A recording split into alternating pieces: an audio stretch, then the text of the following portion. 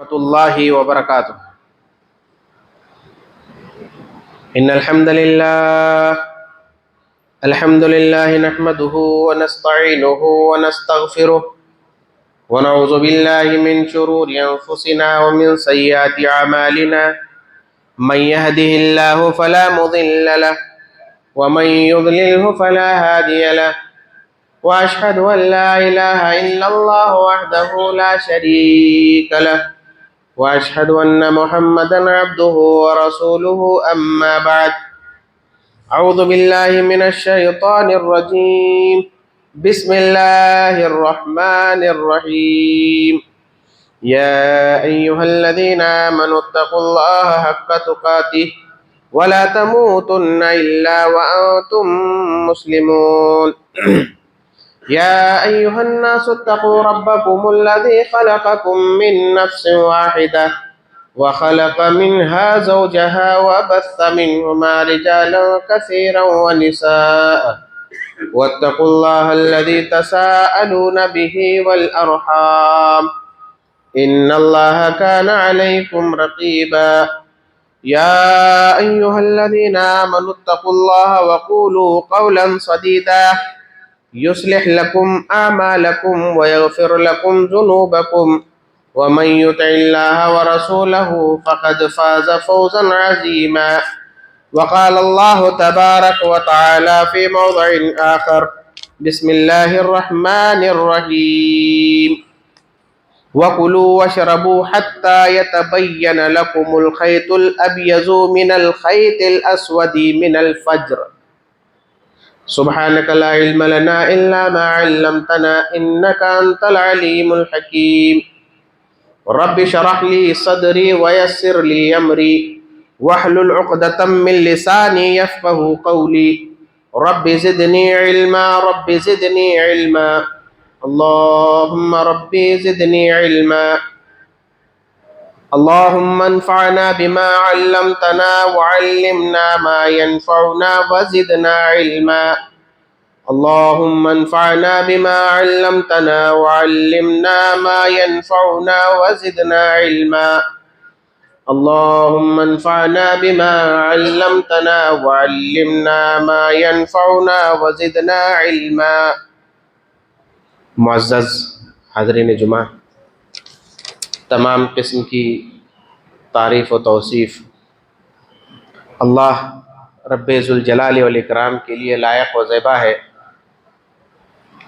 جو تنہا اس کائنات کا خالق مالک مدبر ہے۔ اسی کے قبضہ قدرت میں ہم تمام مخلوقات کی جانیں محفوظ ہیں۔ وہی عزیز کو عزت دے، وہی ذلیل کو ذلت دے، وہی زندگی اور موت کا مالک ہے، اسی کے ہاتھ میں عزت اور ذلت ہے، وہی تمام خیروں کا مالک ہے۔ اللہ رب ذوالجلال والاکرام ہم تمام کا تنہا معبود ہے، پالنہار ہے، وہی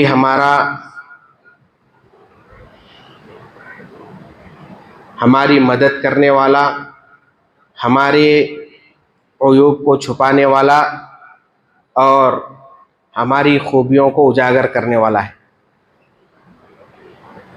اللہ رب ذوالجلال والاکرام کی جتنی بھی تعریف کی جائے کم ہے، کہ اللہ رب ذوالجلال والاکرام کے انعامات، اس کے احسانات،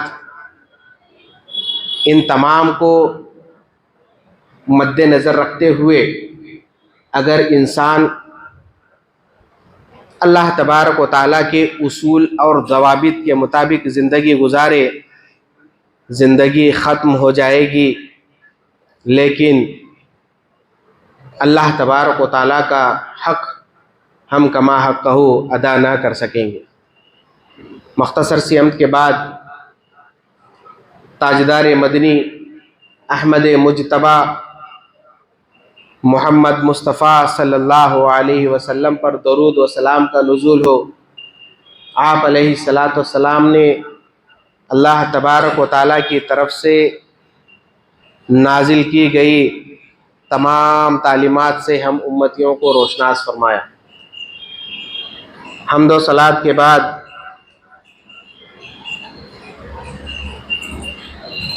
معزز حضرات و خواتین، میں آپ تمام کے روبرو جس موضوع کے تحت کھڑا ہوں، میرا موضوع سخن ہے رمضان المبارک کے احکام و مسائل۔ حاضرین، جیسا کہ میں اور آپ جانتے ہیں، ابھی چند ہی دنوں میں ایک معزز مکرم مہینہ ہم پر سایہ فگن ہونے والا ہے، جس کی رحمتیں، جس کی برکتیں، فیوز و برکات ہر ایک کے لیے عام ہیں۔ اللہ نے اس مہینے کو اتنا عظیم بنایا کہ اس مہینے میں اللہ تبارک و تعالیٰ سرکش جنات اور شیاطین کو قید کر دیتا ہے، آسمان کے دروازوں کو کھول دیتا ہے، یہاں تک کہ اللہ تبارک و تعالیٰ کی طرف سے ندا لگانے والا یہ ندا لگاتا ہے کہ اے بھلائی کے طلبگاروں، خیر کے طلبگاروں، آگے بڑھو، اے برائی کرنے والوں، رک جاؤ۔ اتنا عظیم مہینہ ہے۔ اس عظیم مہینے کے اندر اتنی خوبیاں ہیں، اتنی خوبیاں ہیں۔ اللہ نے اس مہینے کی بے شمار خوبیوں ہی کی وجہ سے اس کو عظیم اور مکرم بنایا ہے۔ حاضرین، آج اسی مہینے کے کچھ احکام اور مسائل کے بارے میں ہم گفتگو کریں گے۔ اللہ تبارک و تعالیٰ سے دعا ہے کہ اللہ تبارک و تعالیٰ کہی ہوئی باتوں کو مجھے اور آپ کو عمل کرنے کی توفیق عطا فرمائے۔ اکثر و بیشتر دیکھا جاتا ہے کہ رمضان کا مہینہ شروع ہوتے ہی لوگ جو ہے احکام و مسائل سیکھنے کے لیے نکل پڑتے ہیں۔ کسی کو روزے کے احکام و مسائل معلوم نہیں ہوتے، کسی کو سحری کا مسئلہ معلوم نہیں ہوتا، روزے کی حالت میں کیا چیزیں جائز ہیں، کیا چیزیں مباح ہیں، کیا چیزیں حرام ہیں، اکثر و بیشتر لوگوں کو اس کا پتہ نہیں ہوتا۔ لا علمی اور جہالت کی وجہ سے بہت سے ایسے اعمال کر گزرتے ہیں جن کی وجہ سے ہمارے روزوں کے اندر تنقیص ہو سکتی ہے، ثواب میں کمی آ سکتی ہے۔ لہذا رمضان المبارک کے روزوں کو رکھنے سے پہلے، رمضان کا اہتمام کرنے سے پہلے ہم پر یہ لازم اور ضروری ہے کہ ہم اس کا ادراک کر لیں، اس کی معرفت کر لیں، اس کے احکامات کو سمجھ لیں، اس کے اندر کیا کیا چیزیں جو ہے ضروری ہے، کیسے کیسے اعمال کو کیا کیا کس انداز سے کرنا ہے، ان کا سیکھنا ہمارے لیے بہت ضروری ہے۔ آئیے سب سے پہلے رمضان المبارک کا مہینے کی شروعات اللہ کے نبی صلی اللہ علیہ وسلم کیسے کرتے ہیں۔ اللہ کے نبی صلی اللہ علیہ وسلم چاند دیکھ کر رمضان کی شروعات کرتے۔ صوموا لرؤیتی وافطروا لرؤیتی۔ اللہ کے نبی صلی اللہ علیہ وسلم کا فرمان ہے کہ آپ نے فرمایا کہ تم چاند دیکھ کر روزہ رکھو اور چاند دیکھ کر روزوں کا اختتام کرو۔ یہاں تک کہ اللہ کے نبی صلی اللہ علیہ وسلم نے یوں فرمایا، بخاری کی روایت ہے، آپ نے فرمایا کہ اگر تمہارے یہاں موسم خراب ہو، آسمان پر بدلی چھا جائے، ابر آلود ہو، تو اللہ کے نبی صلی اللہ علیہ وسلم نے اس کا بہترین اس مسئلے کا حل بتایا کہ شعبان کے 30 دن کو مکمل کر لو۔ شعبان کے 30 دن مکمل ہو جائیں تو پھر رمضان کو اسٹارٹ کر لو۔ اسی طریقے سے اللہ کے نبی صلی اللہ علیہ وسلم جب چاند دیکھ لیتے تو چاند دیکھ لینے کے بعد آپ صلی اللہ علیہ وسلم اس دعا کو ضرور پڑھتے. حضرت طلحہ رضی اللہ تعالیٰ عنہ حدیث کے راوی ہیں, ترمذی شریف کی حدیث ہے, اللہ کے نبی صلی اللہ علیہ وسلم چاند کو دیکھ کر یہ دعا پڑھتے, اللہم اہلہ علینا بالامن والایمان والسلامتی والاسلام ربی وربک اللہ. اس طرح کی 2-3 روایتیں ہیں. تو اللہ کے نبی صلی اللہ علیہ وسلم دعا کرتے ہوئے کہتے کہ اللہ اس چاند کو ہمارے لیے امن و امان کا باعث بنا, اسی طریقے سے امن و سلامتی کا باعث بنا, سلامتی اور اسلام کا باعث بنا. پھر اس کے بعد اللہ کے نبی صلی اللہ علیہ وسلم فرماتے ہیں کہ اے چاند تیرا اور میرا رب ایک ہی ہے, اللہ ہے. اس دعا کے ساتھ اللہ کے نبی صلی اللہ علیہ وسلم رمضان کی شروعات فرماتے. اسی طریقے سے اور آگے بڑھیے, روزہ رکھنا, چاند دیکھ لیا پھر اس کے بعد روزہ رکھنا ہے. روزے کے لیے اللہ کے نبی صلی اللہ علیہ وسلم نے فرمایا کہ نیت ضروری ہے. فرض روزے کے لیے اللہ کے نبی صلی اللہ علیہ وسلم نے نیت کرنے کا حکم دیا, نیت ضروری ہے. آپ صلی اللہ علیہ وسلم فرماتے ہیں کہ من لم یبیت الصیام قبل الفجر فلا صیام لہ.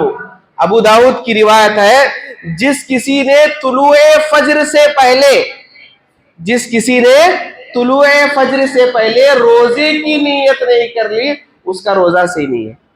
فرض روزوں کے لیے, رمضان کے روزوں کے لیے اللہ کے نبی صلی اللہ علیہ وسلم نے نیت شرط لگائی ہے. اب آئیے, نیت کہتے کس کو ہے؟ نیت کیا چیز ہے؟ نیت دل کے ارادے کو کہتے ہیں. نیت دل کے ارادے کو کہتے ہیں. میں نے گھر سے میں یہ سوچ کر نکلا کہ میں نے جمعہ کی نماز پڑھنی ہے, یہ نیت ہو گئی میری. اللہ تبارک و تعالیٰ کی دربار میں آ کر کسی عبادت کو اس کا نام لے کر بولنا کوئی ضروری نہیں ہے. آج مسلم امت کا المیہ دیکھیے, مسلم امت کی جہالت کا المیہ دیکھیے. نماز ہم پڑھتے ہیں عربی میں, اذان ہوتی ہے عربی میں, تکبیر ہوتی ہے عربی میں, دعائیں اللہ کے نبی صلی اللہ علیہ وسلم نے ہمیں سکھائی عربی میں. اور جب نماز کے لیے کھڑے ہوتے ہیں, نیت باندھنے کا وقت آتا ہے تو نیت کس زبان میں کرتے ہیں؟ ہماری اپنی آبائی زبان میں کرتے ہیں. میں نیت کرتا ہوں 2 رکعت نماز کی, منہ میرا کعبہ شریف کے طرف, پتہ نہیں میرے اوپر کیا ہے, میرے نیچے کیا ہے, میں کہاں کھڑا ہوں, پوری نیت پڑھ لیتے ہیں. کیا ضرورت ہے؟ کیا قرآن اردو میں نازل ہوا؟ کیا احکامات اردو میں نازل ہوئے؟ یہ ہماری تمہاری بنائی گئی چیزیں ہیں. نیت بس دل کے ارادے کا نام ہے. میں گھر سے مسجد کے لیے نکلا, کیا نیت لے کر نکلا ہوں؟ مجھے نماز پڑھنا, یہی میری نیت ہے. اور مجھے روزہ رکھنا ہے. روزہ رکھنے کے لیے مجھے مائک میں دعا پڑھنے کی ضرورت نہیں ہے. نویت ان اصوم غدا لک فاغفر لی ما قدمت واخرت, کیا چیز ہے یہ؟ اب دیکھیے یہاں بھی ایک غور کرنے کی بات ہے نیت کی. نویت ان اصوم غدا لک, لوگوں کو اکثر پتہ ہی نہیں ہے. لوگ نیت پڑھتے ہیں کہ اے اللہ میں نیت کرتا ہوں کل روزہ رکھنے کی. آج روزہ رکھ رہے ہیں, نیت کب کی کر رہے ہیں؟ غدا لک, کل کی, کل تیرے لیے روزہ رکھوں گا. اب سحری کر کے یہ نیت پڑھتے ہیں, علل اعلان پڑھتے ہیں, اور اعلان کیا کرتے ہیں؟ میں کل روزہ رکھ رہا ہوں. سحری کر رہے ہیں آج, کل کی نیت پڑھ رہے ہیں. ہاں بتایا اللہ کے نبی صلی اللہ علیہ وسلم, نیت بس دل کے ارادے کا نام ہے. دل میں ہم نے یہ ارادہ کر لیا کہ اے اللہ میں نے تیرے لیے آج روزہ رکھنا ہے, ختم, نیت ہو گئی.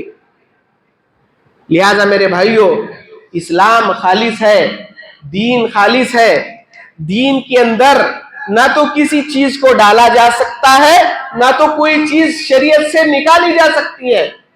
اللہ نے دین کو مکمل کر دیا ہے. اگر ہم دین کے اندر کسی چیز کو داخل کرتے ہیں یا کسی چیز کو نکالنے کی جسارت کرتے ہیں تو ہمارا مسئلہ یہ ہو گیا کہ ہم نے اللہ کے نبی صلی اللہ علیہ وسلم کو خائن سمجھ لیا, کہ اللہ کے نبی صلی اللہ علیہ وسلم نے دین کو ہم تک پہنچانے میں خیانت کی. کیا ہمارا ایسا ایمان ہے کہ اللہ کے نبی صلی اللہ علیہ وسلم نے دین کی باتوں کو مکمل نہیں پہنچا؟ ہمارا یہ ایمان ہے کہ اللہ کے نبی صلی اللہ علیہ وسلم نے دین کی باتوں کو ہم تک پہنچایا ہے. اب جو بات اللہ کے نبی صلی اللہ علیہ وسلم سے ثابت ہی نہیں ہے اس چیز کو ہم کیوں کریں؟ کیسے پڑھیں اس چیز کو؟ لہٰذا میرے بھائیوں پتہ یہ چلا کہ نیت دل کے ارادے کا نام ہے. لہٰذا زبان سے نیت کسی بھی عمل میں، صدقہ دیتے وقت، روزہ رکھتے وقت، نماز پڑھتے وقت، فرض پڑھتے وقت، سنت پڑھتے وقت، نفل پڑھتے وقت، کسی بھی عبادت کے لیے ہمیں نیت کرنے کی زبان سے شرط نہیں ہے، بس دل میں نیت کر لیا ہو گیا. اللہ تبارک و تعالیٰ، کیا اللہ تبارک و تعالیٰ علیم بذات الصدور نہیں ہے؟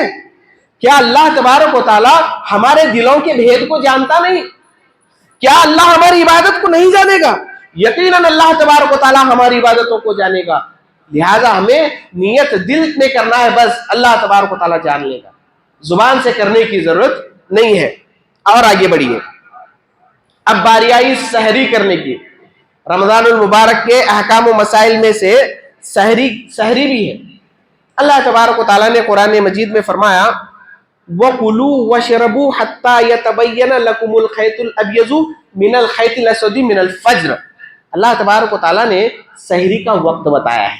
سحری کب سے کب تک کرنا ہے؟ اللہ نے فرمایا کہ سحری تم اس وقت تک کرو جب تک کہ کالی دھاری سے سفید دھاری نہ آ جائے، صبح صادق سے صبح کاذب نہ ہو جائے. اب دیکھیے رات کالی ہوتی ہے، پھر پو پھٹنے لگتی ہے، آہستہ آہستہ آہستہ آہستہ اجالا ہونے لگتا ہے. اب ہمیں ایسا اندازہ محسوس ہو گیا کہ اب کالی دھاری ختم ہو رہی ہے تو سحری کا وقت ختم ہو گیا. سحری کا وقت ختم ہو گیا. آئیے آگے. حضرت ابن عباس رضی اللہ تعالیٰ عنہ کہتے ہیں، حضرت ابن عباس رضی اللہ تعالیٰ عنہ حدیث کے راوی ہیں، کہتے ہیں کہ اللہ کے نبی صلی اللہ علیہ وسلم نے فرمایا انا معاشر الانبیاء امرنا بتعجیل فطرنا وتاخیر سحورنا. یہ علامہ البانی رحمہ اللہ علیہ نے اس حدیث کو صحیح کہا ہے، یہ طبرانی میں روایت ہے. اللہ کے نبی صلی اللہ علیہ وسلم فرماتے ہیں کہ ہم انبیاء کے جماعت کو، ہم انبیاء کے گروہ کو اللہ تبارک و تعالیٰ نے یہ حکم دیا ہے کہ ہم سحری جو ہے لیٹ کریں، افطار جلدی کریں. سحری کو کیا کریں؟ لیٹ کریں. سحری لیٹ کرنے کا مطلب یہ نہیں ہے کہ اجالا ہو جائے، اجالا ہونے تک نہیں کرنا ہے، بلکہ کالی دھاری سے سفید دھاری جھانکنے لگے تو ختم. یعنی ہلکا پھلکا اجالا، جس کے لیے آج وہ سب دیکھنے کی ہم کو ضرورت نہیں ہے. اس کے لیے ٹائم سیٹ کر دیا گیا ہے کہ اتنے وقت پر جو ہے سحری کا وقت ختم ہو جائے گا. یہ ٹیکنالوجی کا دور ہے. ایک زمانہ تھا ان تمام چیزوں کو دیکھنا پڑتا، لیکن اب یہ ٹیکنالوجی کا دور ایسا ہے کہ سورج غروب ہونا، کب سورج غروب ہوگا یہ بھی ہم کو پتا ہوگا. کہ ویسے تو ہمیں محسوس ہوتا ہے کہ سورج جیسے ہی کیا کہتے ہیں آسمان میں چلا گیا، ابھی کچھ اس کی شعاعیں باقی رہتی ہیں. جیسے ہی ہم اس کو سیٹلائٹ کے ذریعے ہمیں پتا چلتا ہے، اب تو موبائل انٹرنیٹ کا دور ہے، فوراً پتا چل جاتا ہے کہ سورج غروب ہو گیا. اب سورج طلوع یعنی صبح صادق کیسے آتی ہے، صبح کاذب کیسے ہوتی ہے، یہ طریقہ جو ہے ٹیکنالوجی کے ذریعے ہم پہچان سکتے ہیں. اور باقاعدہ ہمارے کیلنڈروں میں سال بھر کا پورا شیڈول ہوتا ہے. اب وہ سب دیکھنے کی ہم کو ضرورت نہیں ہے، لیکن یہاں اللہ کے نبی صلی اللہ علیہ وسلم نے فرمایا کہ اللہ نے ہم انبیاء کی جماعت کو، ہم انبیاء کرام کو اس بات کا حکم دیا کہ ہم سحری لیٹ کریں اور افطار جلدی کریں. افطار جلدی کرنے کا مطلب ایسا نہیں ہے کہ عصر کے بعد ہی افطار کر لیا جائے، نہیں، جیسے ہی افطار کا وقت ہوگا فوراً افطار کیا جائے. آج ہمارا مسئلہ کیا ہے؟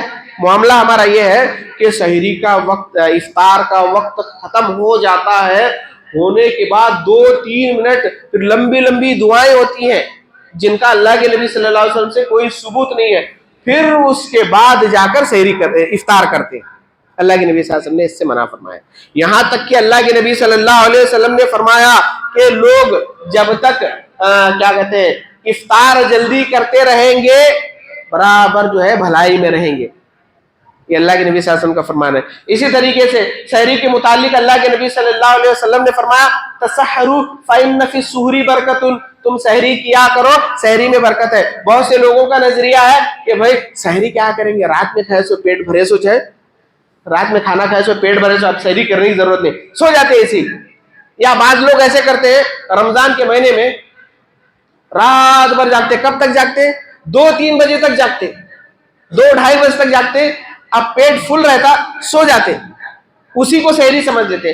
اللہ کے نبی صلی اللہ علیہ وسلم نے یہاں تک فرمایا کہ تم سحری کرو، گرچہ تمہیں پانی ہی کیوں نہ پینا پڑے، پانی ہی کے ذریعے کیوں نہ ہو، تم سحری کرو. کیوں؟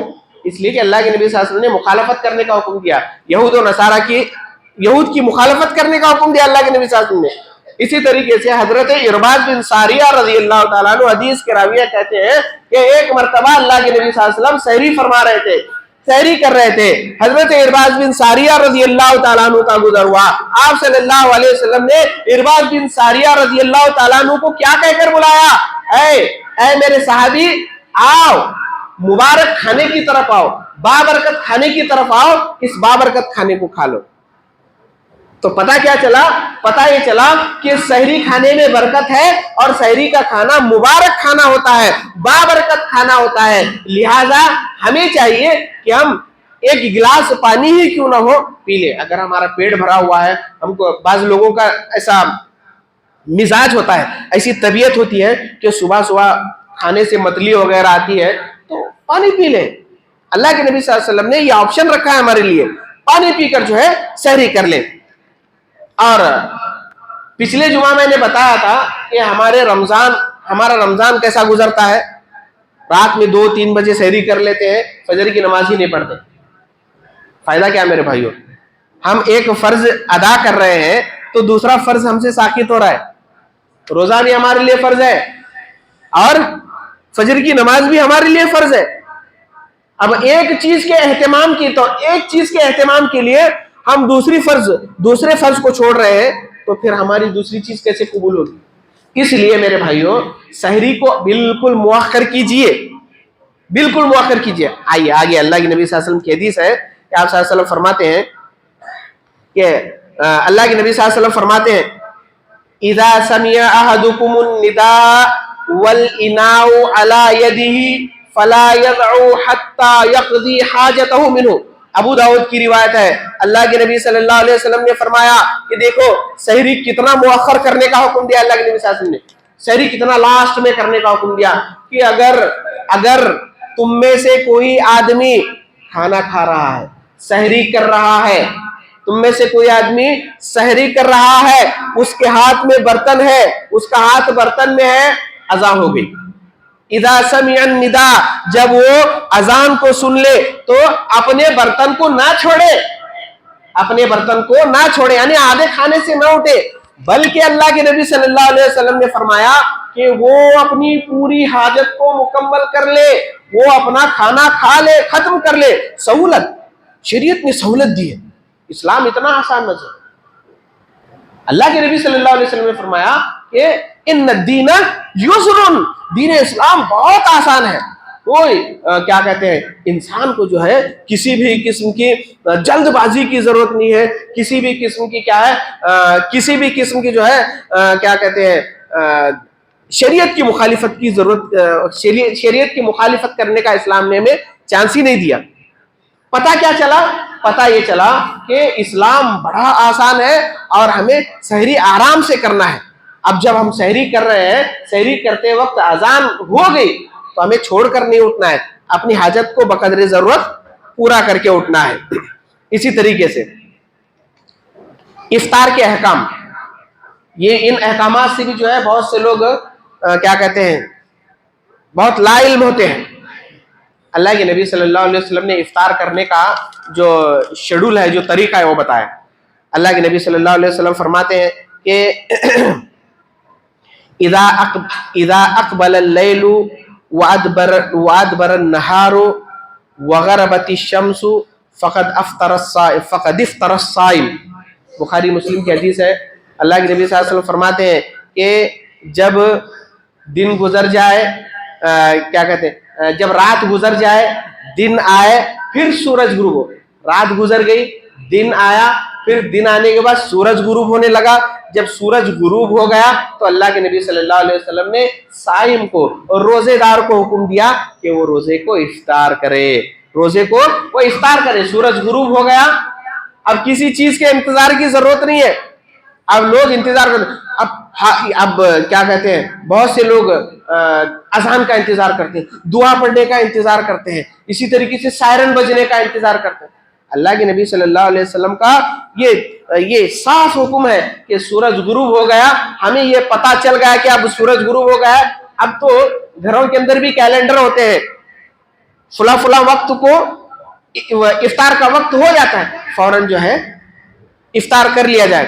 بہت سے لوگ جو ہے اذان کی آواز یا اعلان یا دعا پڑھنے کا انتظار کرتے رہتے ہیں, اس انتظار میں جو ہے 1-2 منٹ ان کے ویسٹ چلے جاتے ہیں. ایسا نہیں ہونا چاہیے. وقت ہو گیا فوراً ہمیں افطار کر لینا چاہیے. اسی طریقے سے اللہ کے نبی صلی اللہ علیہ وسلم فرماتے ہیں, حضرت سہل بن سعد ساعدی رضی اللہ تعالیٰ عنہ بیان کرتے ہیں, لا یزال الناس بخیر ما عجل الفطرہ.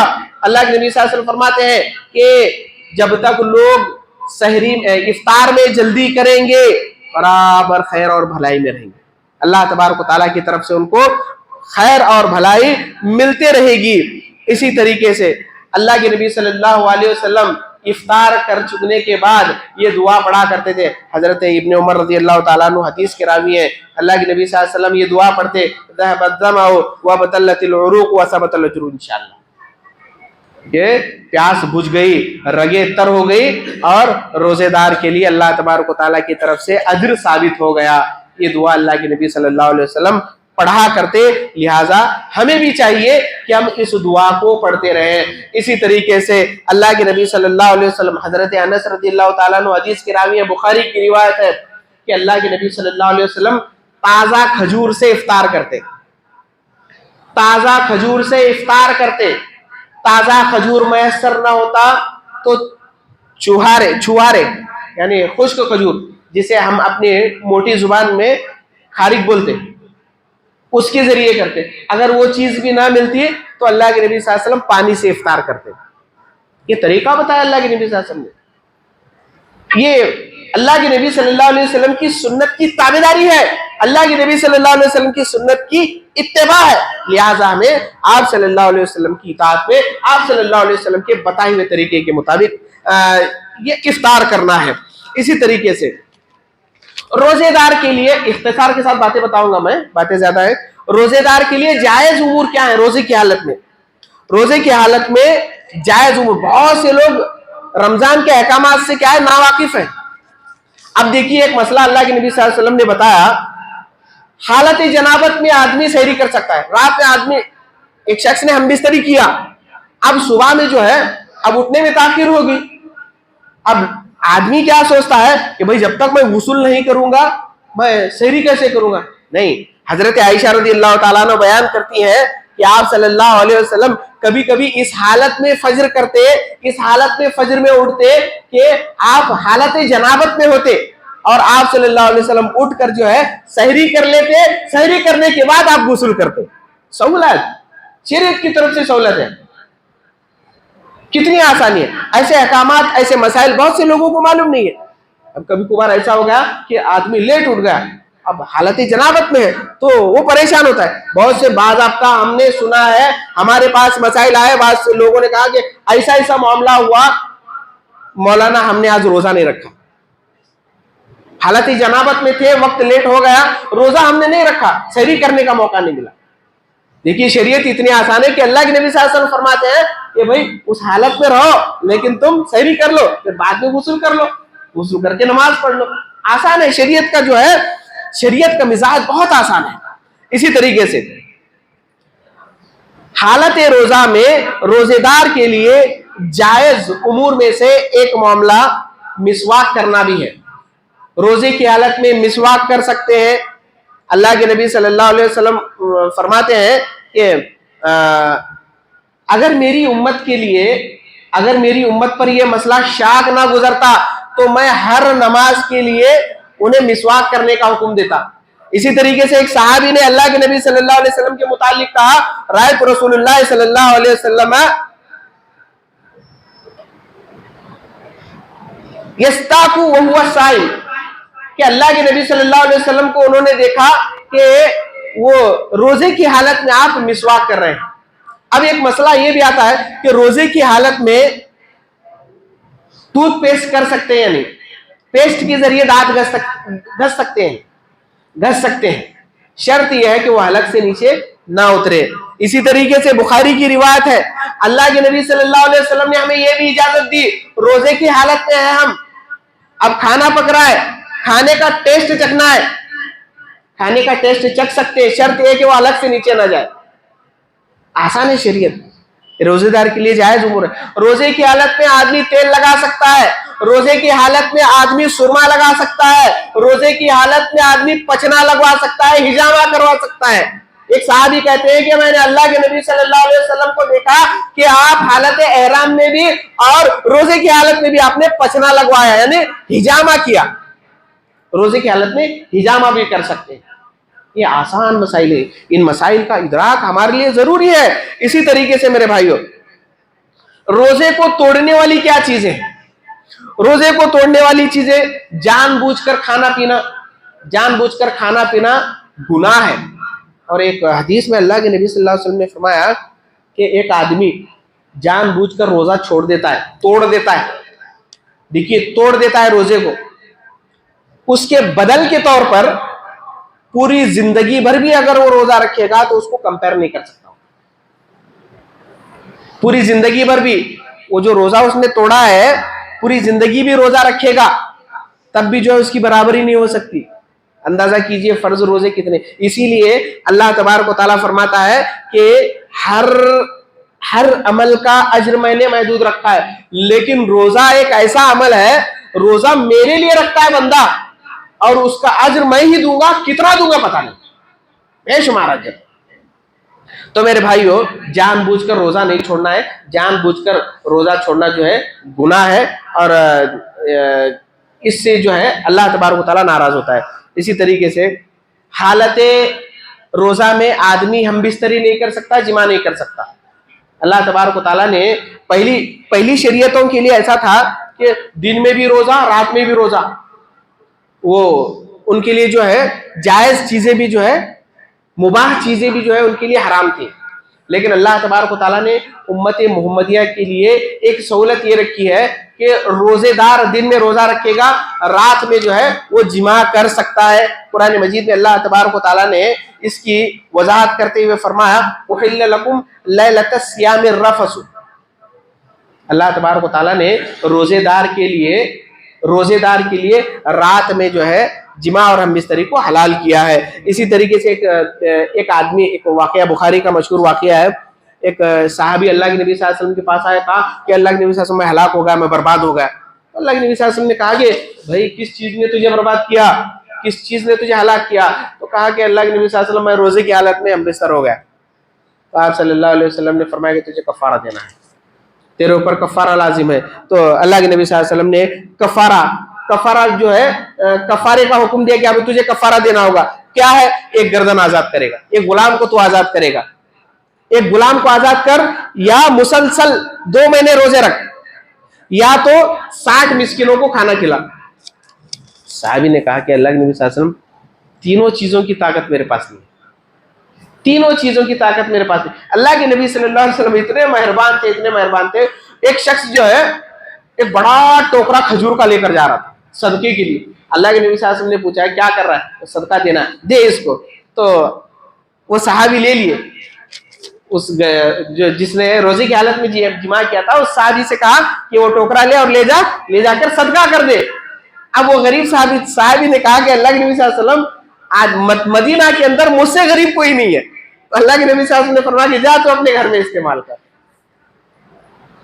یہ طریقہ ہے، یہ شریعت ہے، اللہ کے نبی صلی اللہ علیہ وسلم کے احکامات ہیں۔ اصول کے مطابق جو آدمی چلتا ہے یقیناً اس کے اندر برکت ہوتی ہے، اس کی زندگی میں اللہ تبارک و تعالیٰ خیر ہی خیر رکھتا ہے۔ اگر انسان اصول کو توڑ دیتا ہے تو پھر وہ شرور و فتن کا کیا کہتے ہیں منبع بن جاتا ہے، اور شرور و فتن کا ایک مجمع بن جاتا ہے جس سے شیطان دوستی کر لیتا ہے. پھر شیطان جب اس پر غالب آ جاتا ہے تو پھر جو ہے اس کو نیکی کی طرف نہیں لے جاتا.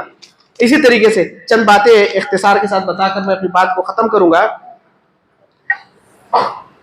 حائضہ اور نفسا خواتین، ایک عورت روزے کی حالت میں ہے، اچانک حیض آ گیا تو اس کا روزہ ٹوٹ گیا، لیکن وہ حائضہ خاتون روزے کا احترام کرتے ہوئے روزے کو مکمل کر لی، لیکن اس کو اس روزے کا اجر نہیں ملے گا. ایک عورت حاملہ ہے، زچگی ہوگی، اس کی ڈیلیوری ہوگی، تو پھر اس کا بھی روزہ ٹوٹ جائے گا تو نفاس کی حالت میں. اسی طریقے سے رمضان میں اب اہم معاملات ہیں. اب رمضان کے اندر اہم چیز تراویح ہے. تراویح کا اللہ کے نبی صلی اللہ علیہ وسلم نے حکم دیا، من قام رمضان ایمانا و احتسابا غفر له ما تقدم من ذنبه. بخاری کی روایت ہے، اللہ کے نبی صلی اللہ علیہ وسلم فرماتے ہیں کہ جس کسی شخص نے حالت رمضان میں رمضان میں جو ہے ایمان اور احتساب کی نیت سے قیام کیا تو اللہ تبارک و تعالیٰ جو ہے اس کے اگلے پچھلے گناہوں کو معاف کر دے گا. تراویح، اللہ کے نبی صلی اللہ علیہ وسلم نے تراویح پڑھنے کا حکم دیا. حضرت عائشہ رضی اللہ تعالیٰ عنہ کہتی ہیں کہ آپ صلی اللہ علیہ وسلم نے تراویح پڑھی اور کتنی پڑھی. عائشہ رضی اللہ تعالیٰ عنہ حدیث کے راویہ ہیں، بخاری مسلم کی روایت ہے کہ فرماتی ہیں کہ ما کان النبی صلی اللہ علیہ وسلم یزید فی رمضان ولا فی غیرہ علی 11 رکعتا. اللہ کے نبی صلی اللہ علیہ وسلم نے رمضان ہو یا غیر رمضان 11 رکعت سے زیادہ نہیں پڑھی. اب یہ مسئلہ بڑا لمبا طول پکڑا ہوا ہے. اب بعض لوگ کہتے ہیں کہ حضرت عمر رضی اللہ تعالیٰ عنہ کے دور سے جو ہے حضرت عمر رضی اللہ تعالیٰ عنہ نے 20 رکعت پڑھی.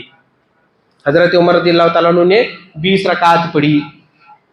اب اللہ کے نبی صلی اللہ علیہ وسلم، ویسے تو اللہ کے حضرت عمر رضی اللہ تعالیٰ عنہ نے اپنے دور میں صائب بن یزید اور ایک اور عدی بن حاتم صحابہ کرام کو اللہ کے نبی صلی اللہ علیہ وسلم نے 20 رکعت پڑھنے کا نہیں حکم دیا، بلکہ 11 ہی رکعت پڑھنے کا حکم دیا. 8 رکعت تراویح اور 3 رکعت وطر پڑھنے کا اللہ کے نبی صلی اللہ علیہ وسلم نے حکم دیا تھا.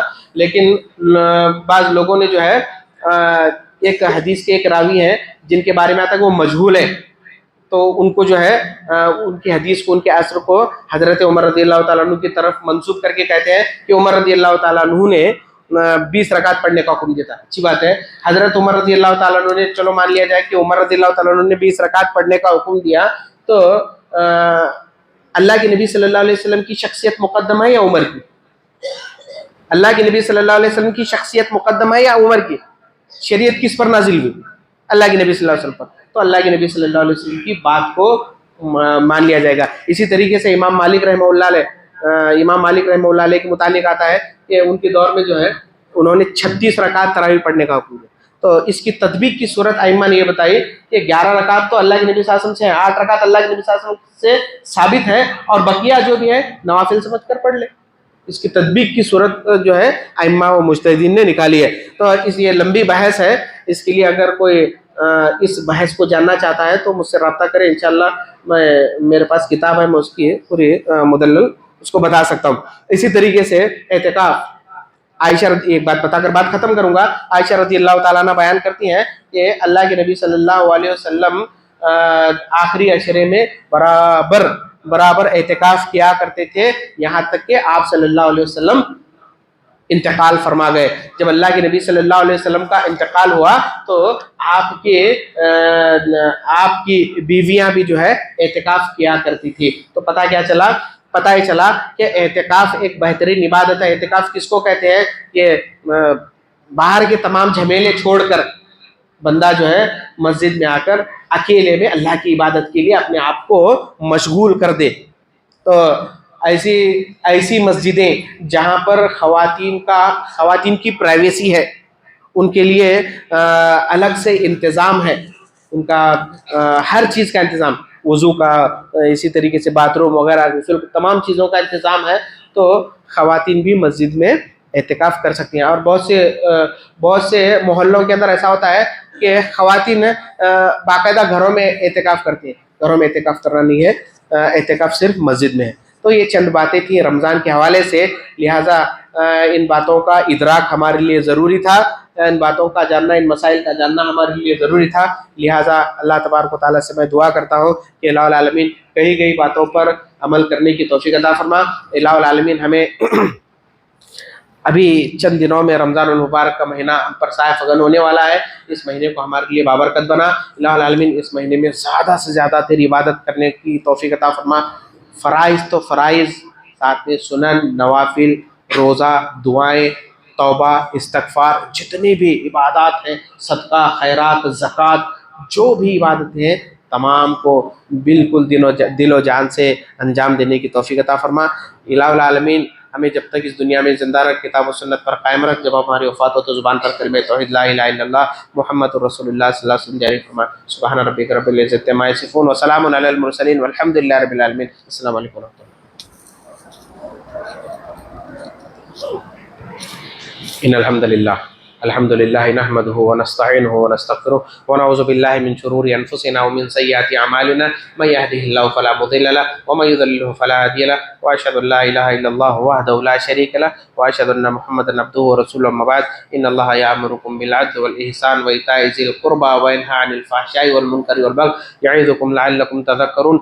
اذكروا الله يذكركم وادعوه يستجب لكم والله يعلم ما تصنعون.